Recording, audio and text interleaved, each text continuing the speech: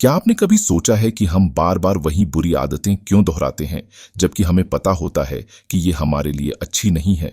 या फिर कुछ लोग इतनी आसानी से अपनी बुरी आदतों से कैसे छुटकारा पा लेते हैं और अपनी जिंदगी बदल लेते हैं?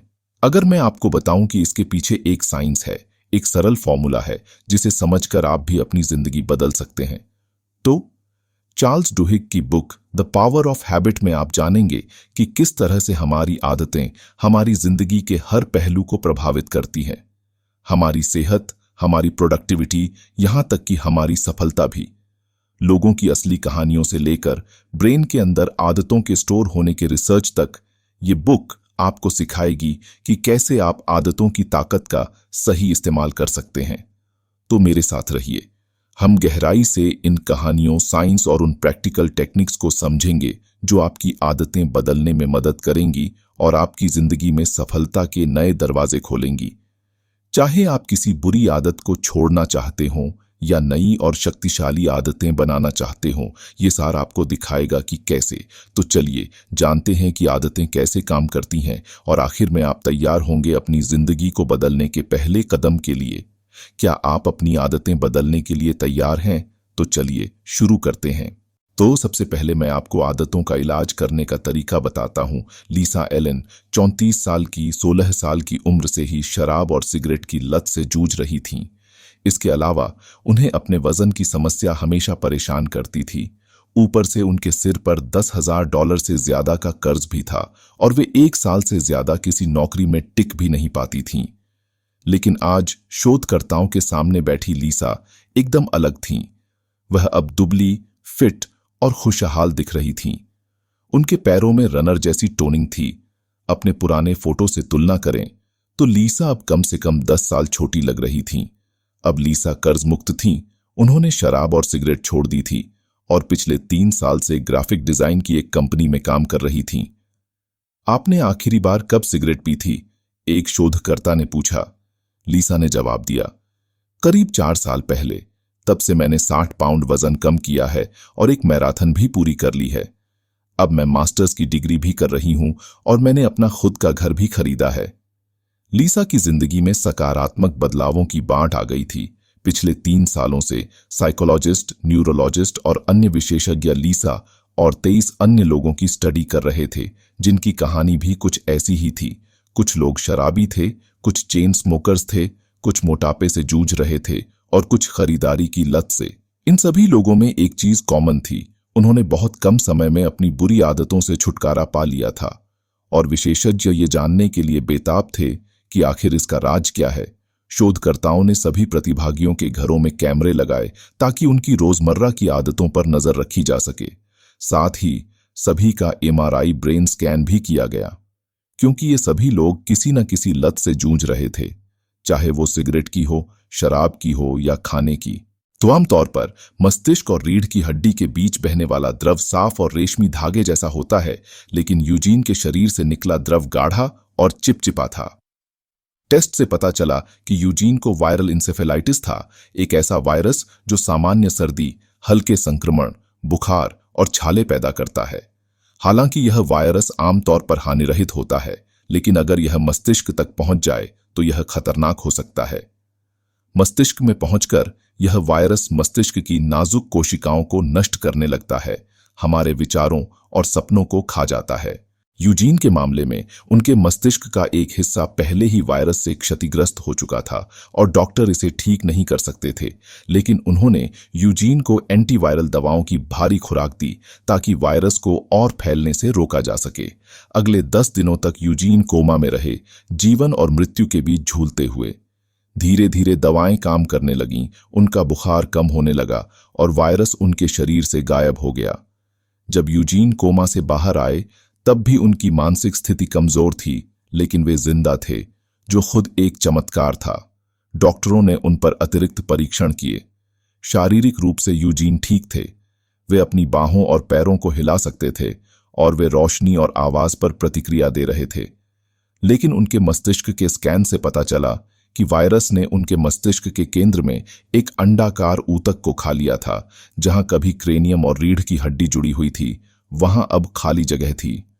डॉक्टर ने यूजीन की पत्नी को बताया कि उन्हें इसके लिए तैयार रहना चाहिए कि यूजीन कभी भी वही व्यक्ति नहीं होंगे। कुछ हफ्तों बाद यूजीन को अस्पताल से छुट्टी दे दी गई और उन्हें पुनर्वास उपचार शुरू कराया गया, लेकिन वे बीते दिनों, हफ्तों या महीनों को याद नहीं रख पाते थे।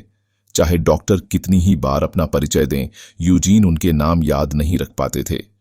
घर लौटने पर यूजीन अपने दोस्तों को पहचान नहीं पाते थे। सुबह उठकर यूजीन रसोई में जाकर बेकन और अंडे पकाते, फिर बेडरूम में जाकर रेडियो ऑन कर देते।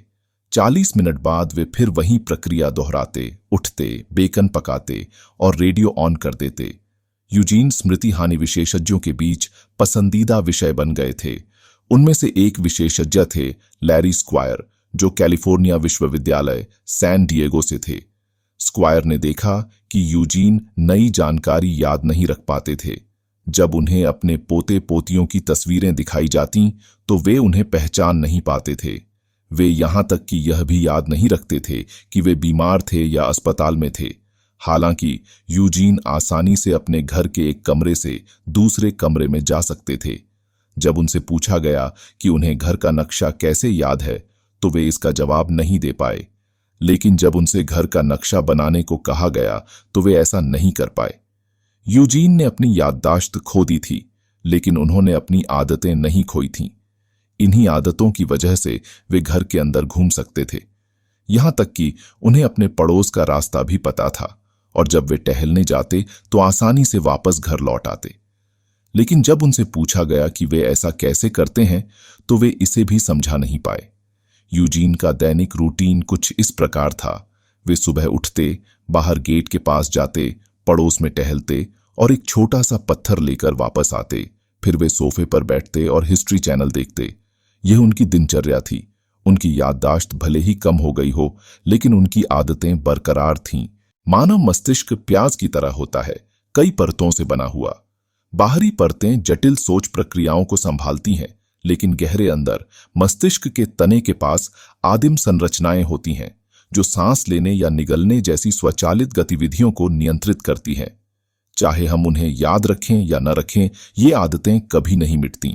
मानव खोपड़ी के केंद्र में गोल्फ बॉल के आकार का एक ऊतक होता है जिसे बेसल गैंग्लिया कहा जाता है। यह वही जगह है जहां हमारी आदतें संग्रहित होती हैं। वैज्ञानिकों ने पाया है कि हम आदतें इसलिए विकसित करते हैं क्योंकि मस्तिष्क हमेशा ऊर्जा बचाने के तरीकों की तलाश में रहता है। यह किसी भी दिनचर्या को एक आदत में बदल देता है ताकि मस्तिष्क अधिक जटिल कार्यों पर ध्यान केंद्रित कर सके। उदाहरण के लिए, जब हम चलते हैं, जूते के फीते बांधते हैं, कपड़े पहनते हैं या ब्रश करते हैं तो हमें ज्यादा सोचने की जरूरत नहीं होती। हमारे हाथ और पैर अपने आप चलते हैं क्योंकि ये गतिविधियां आदत बन गई हैं। तो आदत कैसे बनती है? आदत लूप एक सरल पैटर्न पर काम करता है। Q, routine, reward. Q, routine, reward. जब आप इस आदत लूप को बार बार दोहराते हैं तो व्यवहार अपने आप होने लगता है। Q, routine, reward. लेकिन क्यू क्या है? यह वह संकेत है जो किसी व्यवहार को शुरू करता है। रूटीन वह गतिविधि है और अंत में रिवॉर्ड वह सकारात्मक पुष्टि है जो यह सुनिश्चित करती है कि वह व्यवहार फिर से दोहराया जाएगा।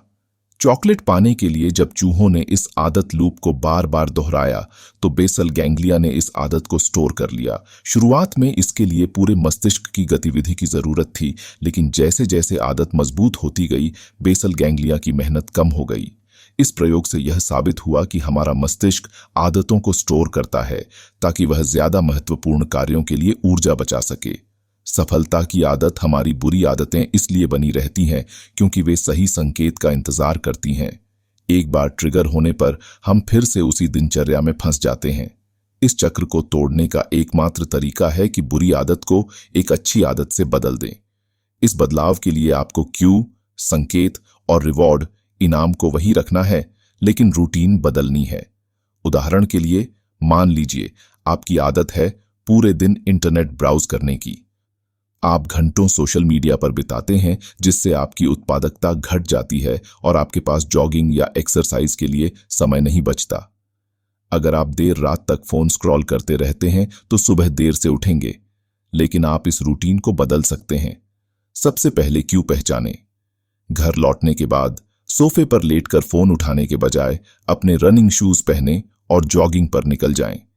यह आपकी नई रूटीन बन जाएगी। 1 घंटे बाद खुद को एक ताज़ा स्ट्रॉबेरी स्मूदी से इनाम दें। जब आप इस नए लूप को बार बार दोहराते हैं, क्यू, रूटीन, रिवॉर्ड, आप एक नई आदत बनाना शुरू कर देंगे। क्यू वही रहेगा, काम से घर आना। नई रूटीन होगी जॉगिंग और इनाम होगा स्ट्रॉबेरी स्मूदी।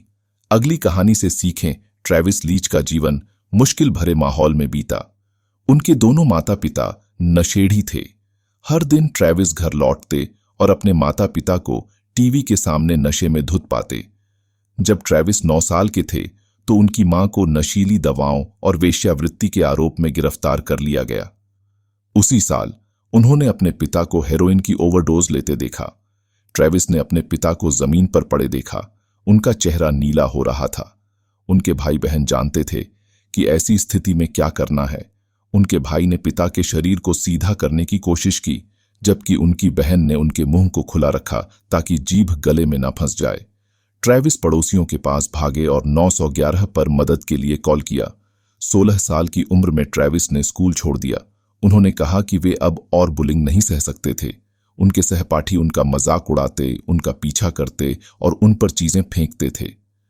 ट्रेविस के लिए स्कूल और अपने शहर को छोड़ देना सबसे आसान रास्ता लगा। वे फ्रेस्नो चले गए और मैकडॉनल्ड्स और हॉलीवुड वीडियो में काम करना शुरू कर दिया।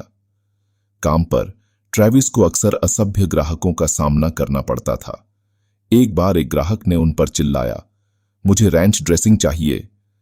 ट्रेविस अपना आपा खो बैठे और वापस चिल्लाए, मेरे ड्राइव थ्रू से बाहर निकल जाओ। यहां तक कि उन्होंने चिकन नगेट्स भी ग्राहक की कार पर फेंक दिए। ट्रेविस के जीवन में एक बड़ा बदलाव तब आया जब हॉलीवुड वीडियो के एक नियमित ग्राहक ने उनसे बात की। ग्राहक ने सुझाव दिया कि ट्रेविस स्टारबक्स में नौकरी के लिए आवेदन करें। कुछ ही समय में ट्रेविस स्टारबक्स में सुबह की शिफ्ट में काम करने लगे। आज 25 साल की उम्र में ट्रेविस 2 स्टारबक्स स्टोर्स के मैनेजर हैं और 40 लोगों की टीम की देखरेख करते हैं। वे कंपनी के लिए सालाना $2 मिलियन का राजस्व उत्पन्न करते हैं और $44,000 की सैलरी कमाते हैं। यह सब संभव हुआ स्टारबक्स के ट्रेनिंग प्रोग्राम की वजह से।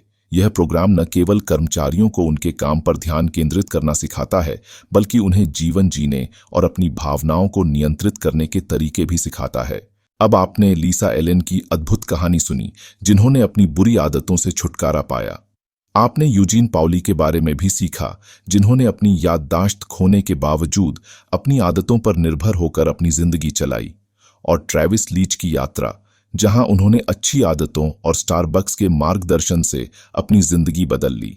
सच्चाई ये है कि आदतें हमारी जिंदगी को उस तरह आकार देती हैं जैसा हम अक्सर महसूस भी नहीं करते। और सबसे अच्छी बात यह है कि आप उन्हें बदलने की शक्ति रखते हैं। चाहे आप किसी बुरी आदत को एक अच्छी आदत से बदलना चाहते हो या सफलता की ओर ले जाने वाली नई दिनचर्याएं बनाना चाहते हो, कुंजी है आदत लूप को समझना, क्यू, रूटीन और रिवॉर्ड। तो आज से ही क्यों नहीं शुरू करते? उन आदतों के बारे में सोचें जिन्हें आप बदलना चाहते हैं। छोटे छोटे निरंतर बदलाव भी समय के साथ बड़े परिवर्तन ला सकते हैं। धन्यवाद।